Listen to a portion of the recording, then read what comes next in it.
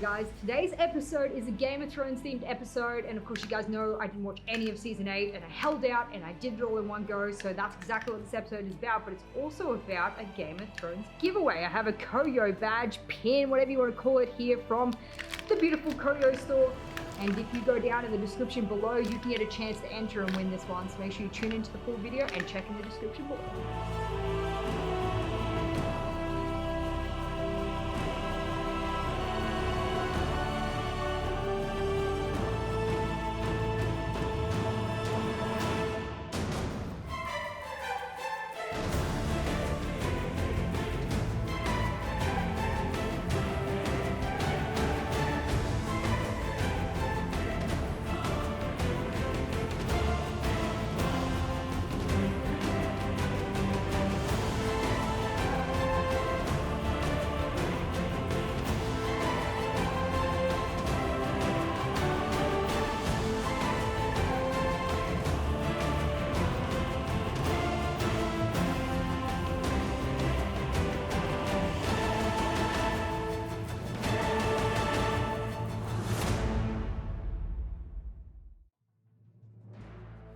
Alrighty guys, so what you just witnessed was a massive 7 to 8 hour marathon that we just went through for season 8 of Game of Thrones. It was absolutely tiring to get through, I'll tell you that much, doing it all in one go.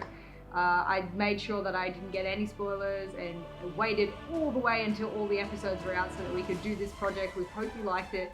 And yeah, I had a few really shocking moments throughout that series. Oh yeah, that was something else. I would have liked to have seen, I mean, I know Arya killed the Night King, you know what I mean? So it's fitting that she kills him, but I would have liked to have seen it reversed. So rather than, you know, like maybe Arya killed the Night King, Arya kills the Daenerys instead, you know what I mean? Because obviously she'd seen all of the wreckage, everything that was done, and I would have felt like it was more appropriate that she had done it rather than Jon Snow. Yeah, I thought that would have fit the character way better. It would have fit the character way better, and I think there's a couple other sort of who killed who and who sort of took revenge on who, and the way that Cersei died I felt was really anticlimactic because of how much she'd done throughout the previous seasons. I really felt like, okay, hang on, she probably should have died as nastily as she killed other people. So a few things I would have liked to have seen different, but I was very happy. Probably one of the best marathons I've ever done. Oh yeah, I as I said, not the biggest Game of Thrones fan, but it was awesome, especially the visual effects. There was a lot of CGI, but the good thing about the CGI was that was mixed with real effects. So not just computer generated, but also for example, like when the city got destroyed, was running through the buildings and all that. Like that was obviously real, right? Like, it was all choreographed. It was all stunts. The stunt people involved in that were just amazing, honestly. So they really put in a lot of work, and that's why it cost as much as it did. The budget was absolutely enormous, and it really did show. And I think a lot of people were content with how it ended, and a lot of people were not so content with how it ended. You know, you've been, especially if you're like me, you've been watching it from the very beginning, every single episode, really hanging on to all the characters. And I think for me, I'm very happy that several of them did survive. I didn't want certain characters to die, especially Arya or whatnot. That would have been, I think, a really massive letdown to her character and whatnot. So there were some good things come out of it, some not so good things, or some story developments I would have liked to have seen sort of happen in a different way. But I mean, overall, I was really happy with that. And you guys saw I had a lot of moments where I was just sort of amazed. I'm sitting there shocked or scared, or I loved it. Yeah, I did too. Like, did you have a favorite moment, like especially in the? Look, Arya being my favorite character, and when she killed the Night King, when he grabbed her by the throat. Oh yeah. And I was like, oh no, he's gonna choke her to death, right? Because he's so strong, right? So I was like, okay, he's just gonna choke Arya to death. I'm gonna lose my favorite character. This is gonna be the worst moment. Oh yeah. So I'm sitting there, I'm like, oh my god, is he going to choke her?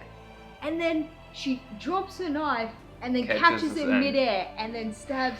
And I just thought it was the coolest thing I'd ever seen a character do. And I wish there had been more scuffle between them.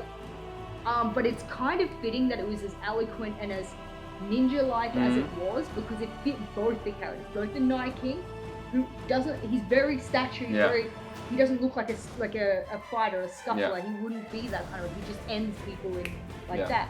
And she's also very fast and ninja-like. So for her to scuffle around, I also don't think that would be fitting. So whilst it kind of was a little anticlimactic, it fit both characters. And then the real smooth way she went about that had to have been like one of the best scenes going around. What I was sad about, especially regarding the Night King, was he was built up like a few things I've seen from the other season. Was he was built up as this super strong character, only shown this tiny bit, and then he died.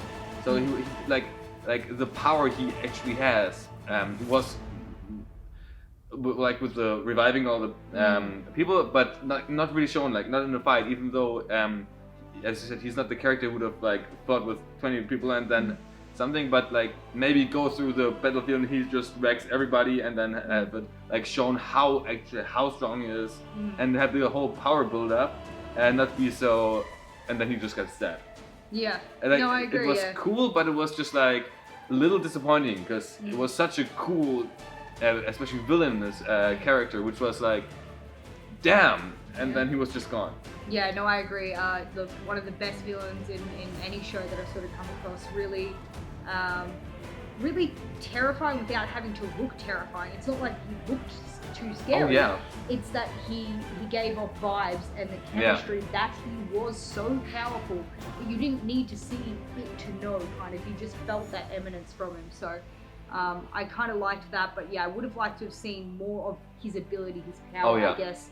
But you know, when he rose everyone, even people who were buried and everything like that, all around him in that radius, that I think that tried to elevate how much power he did have, regardless. So I think they did it pretty well, but overall... As I said, it's like it was still cool, but it was a little underwhelming on how much power he was said to have had and then was shown. That's just like that. I think sort of to end this kind of review of it, one thing I do want to note is that I did not see Bran becoming the king. At no point did I see the correlation. I saw the correlation of him getting powers, right? And going, okay, he is going to be really integral to the story because of his powers. But I did not in any way get any lead up to the fact that he would become king. And because when a show ends, especially when a series ends, it's really important to give the viewer the opportunity to create a future story of their own. So for me, ending that series and going, I don't even know what Bran plans on doing as king. They didn't really lead this up. They didn't set and build up the foundations to explain to me why he is king. And why that's appropriate. So I think overall that confused me, because I see why he is going to be probably the best king that's ever ruled, you know, the 6 kingdoms plus the other north and everything, but I don't think that they put enough effort into that storyline to give us, oh, we finished this, I bet your Bran does A, B, C, D, E, F, G, because I don't know what that is. So that really let me down, because that was an important part of the storyline for me. Because when they had the dragon burn the Iron Throne. Exactly.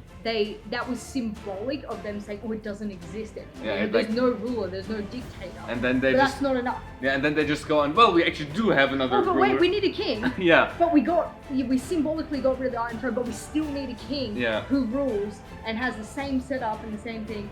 And okay, we made democracy. Well, oligarchy more, like it's still like the top, and then they choose one. So it's more like an oligarchy or some kind of that stuff. Confused me. Would have liked to have understood what his purpose as a king should have, is meant to represent, etc. So that was a huge letdown, probably the biggest letdown of it for me.